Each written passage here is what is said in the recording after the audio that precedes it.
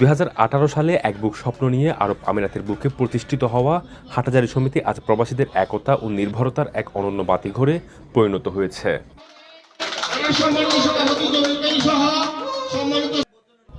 সম্প্রতি বর্ণাঢ্য আয়োজনের মধ্য দিয়ে কেক কেটে সংগঠনটির প্রতিষ্ঠা বার্ষিকী উদযাপন করা হয় বর্তমান নেতৃবৃন্দদের উপস্থিতিতে।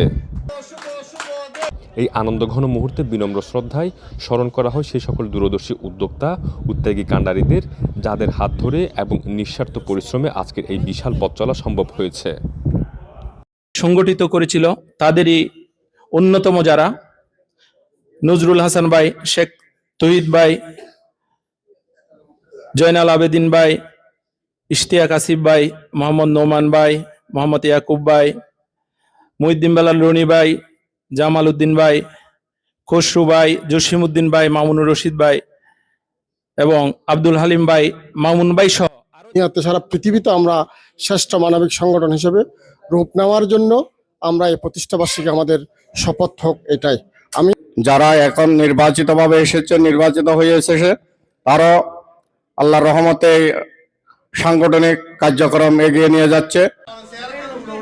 8 বছর পূর্বে একঝাঁক স্বপ্নবাজ তরুণদের হাত ধরে যে মানবিক যাত্রার সূচনা হয়েছিল, আজ হাজারো সদস্যের সক্রিয় অংশগ্রহণে তা হাটহাজারীবাসীর আস্থার প্রধান ঠিকানায় পরিণত হয়েছে।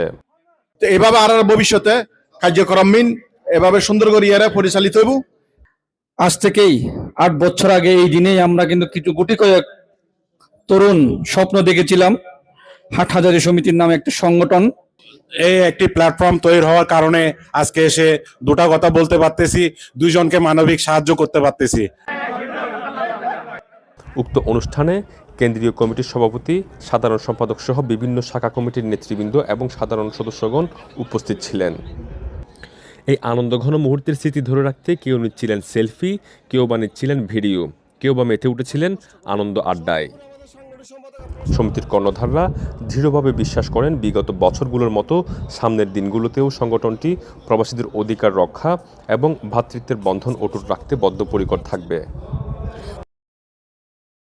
আমি হাটহাজারী সমিতির সকল সদস্যকে ধন্যবাদ ও অভিনন্দন জানাচ্ছি। আমি হাটহাজারীর বাসী যারা যারা আছেন এই ইউএইতে সবাইকে হাটহাজারী সমিতির পতাকা তলে আসার জন্য সবিনয় অনুরোধ জানাচ্ছি। এই কাজের মাধ্যমে প্রমাণ করব যে আমরা যে মানবতার সংগঠন। হাটহাজারী সমিতি যেভাবে 18 সাল থেকে যেভাবে সুনামের সাথে এগিয়ে গেছে, সামনে এসে সুনামটা ধরে রাখে। তার জন্য ইনশাআল্লাহ দেশে প্রবাসী আপনারা যারা দেখতেছেন, আপনারা আমাদেরকে দোয়া করবেন। কেবল আনন্দ উৎসবই নয়, বরং প্রবাসে কারো মরদেহ দেশে পাঠানো নিশ্চিত করা, কর্মক্ষেত্রে আইনি ও আর্থিক সংকটে পাশে দাঁড়ানো এবং দেশের মাটিতে অসহায় পরিবার ও মেধাবী শিক্ষার্থীদের কল্যাণে কাজ করাই এই সংগঠনের মূল লক্ষ্য বলে জানিয়েছেন সংগঠনটির নেতৃবৃন্দরা। হিংসা দূর হোক, প্রতিহিংসা দূর হোক, মানবিক কাজের অগ্রগতি বাড়ুক।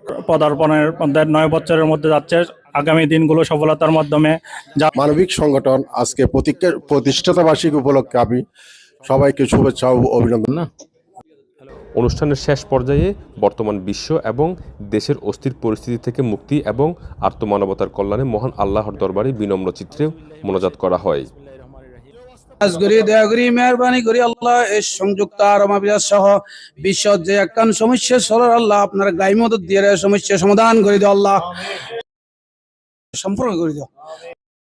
হাটহাজারী সমিতি আগামীতে আরও শক্তিশালী ও জনকল্যাণমুখী হয়ে উঠবে। প্রতিষ্ঠা বার্ষিকীর এই ক্ষণে উপস্থিত সবার কণ্ঠে আজ সেই শুভকামনায় প্রতিধ্বনিত হয়েছে।